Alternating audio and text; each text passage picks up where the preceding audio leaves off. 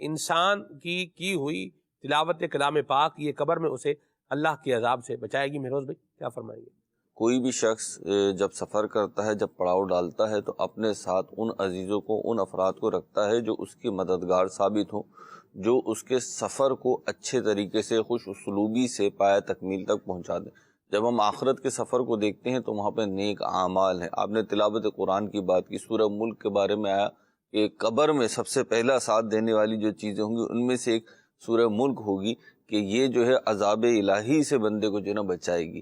اسی طریقے سے قرآن کریم کی تلاوت کی جو آپ نے بات کی، اللہ تعالی ہمیں قرآن سے تعلق جوڑنے کی توفیق عطا فرمائے۔ بحیثیت قوم، بحیثیت امت مسلمہ جو بیماریاں ہمارے اندر آئیں اس میں سے ایک بڑی بنیادی بیماری یہ ہے کہ ہم جس کتاب پہ ایمان لے کر آئے ہیں اس سے ہمارا تعلق کم از کم کمزور ہو گیا ہے۔ سلمان بھائی اگر آپ اپنے آپ کو دیکھیں، میں اپنے آپ کو دیکھوں، اور مدنی چینل کی اسکرین کے اس طرف جو ہمارے مدنی چینل کے ناظرین ہم دیکھیں، تو ہم نے نرسری سے لے کے میٹرک تک، او لیول تک، پھر انٹرمیڈیٹ، گریجویشن، ماسٹر، جس کی جتنی تعلیم ہے 10 کتابیں ہم نے پڑھی ہوں گی، لیکن ان میں سے کسی کتاب پر بھی ہمارا ایمان نہیں ہے۔ ایمان جو ہے وہ ہمارا قرآن کریم فرقان حمید پر ہے۔ اور جب ہم اس کو دیکھتے ہیں تو آج حالت زار یہ ہے کہ قرآن کریم کی تلاوت تو چھوڑیے آپ، یعنی قرآن کریم کو کن مقاصد کے لیے استعمال ہو رہا ہے؟ ایصال ثواب کے لیے استعمال ہو رہا ہے، نام نکالنے کے لیے استعمال ہو رہا ہے، فال نکالنے کے لیے استعمال ہو رہا ہے، اور دلہن کو اس کے سائے میں رخصت کرنے کے لیے استعمال ہو رہا ہے۔ حالانکہ قرآن کریم کی آمد کا مقصد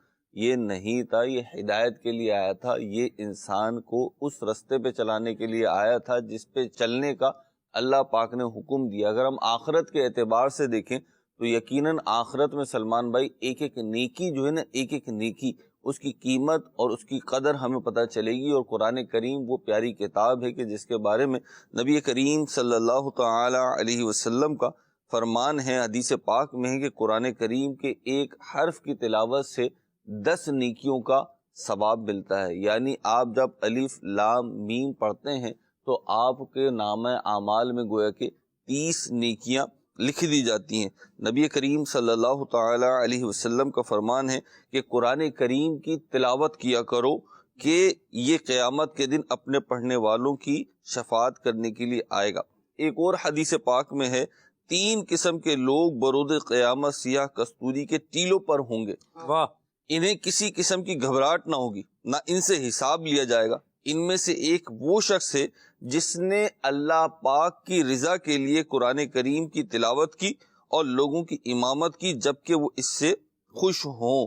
تو قرآن کریم کی تلاوت بھی یقین قبر میں جانے والا دوست ہے، ایسا عمل ہے جو قبر و آخرت کی منزلوں میں بندے کی مدد کرے گا، اس کا مونس و غمخوار بنے گا۔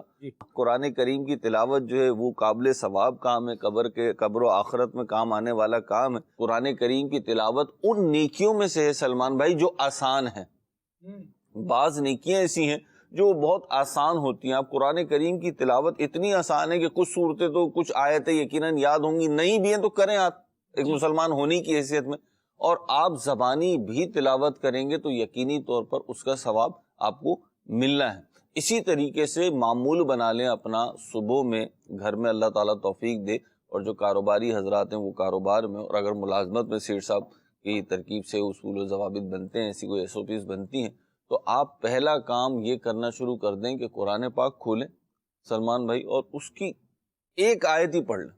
میں کہتا ہوں ایک آیت سے شروعات کریں آپ، کیونکہ قرآن پاک کی جو تقسیم ہے وہ 30 پاروں پر مشتمل ہے۔ اچھا، اس پہ جب سوچتے ہیں تو جسے پڑھنے کی عادت نہیں ہے اس کے لیے شاید وہ دشوار ہو جاتا ہے کہ ایک پارہ پڑھنا ذرا ٹائم ٹیکنگ کام ہے۔ تو بھائی میں کہتا ہوں کہ آپ صرف قرآن کریم کھولیں اور اسے دیکھ کر ایک آیت پڑھ لیں۔ چھوٹی سے چھوٹی آیت میں بھی 3 4 5 7 حروف ہوں گے، ٹھیک ہے نا؟ تو آپ جب اس کو پڑھیں گے تو اتنی نیکیاں آپ کے نامہ اعمال میں آ گئیں۔ اور پھر نیکی کی بھی اپنی برکت ہے، جیسے گناہ کی طرف لے کے جاتا ہے ایسی نیکی کی طرف لے کر جاتی ہے۔ جب آپ قرآن کریم کی تلاوت کریں گے، کھول کر ایک آیت پڑھیں گے تو پھر اللہ تعالیٰ توفیق دے گا، اس ایک آیت پڑھنے کی برکت سے آپ کو مزید آیتیں پڑھنے کا، مزید قرآن پڑھنے کا ذوق شوق بھی بنے گا، حوصلہ بھی بڑھے گا، اور یہ انشاءاللہ عز و جل قطرہ قطرہ قطرہ قطرہ کر کے اللہ نے چاہا تو ایسی نیکیاں ہو جائیں گی کہ کیا بعید انہی کے سبب قبر و آخرت کے معاملات آسان ہو جائیں اور کم کامیاب ہو جائیں۔ سبحان اللہ۔ قبر میں تو قرآن پاک نے انشاءاللہ الکریم عذاب سے انسان کو بچانا ہی ہے۔ قرآن کریم بندے کے دل میں اللہ تبارک و تعالیٰ کی محبت کو پیدا فرما دیتا ہے۔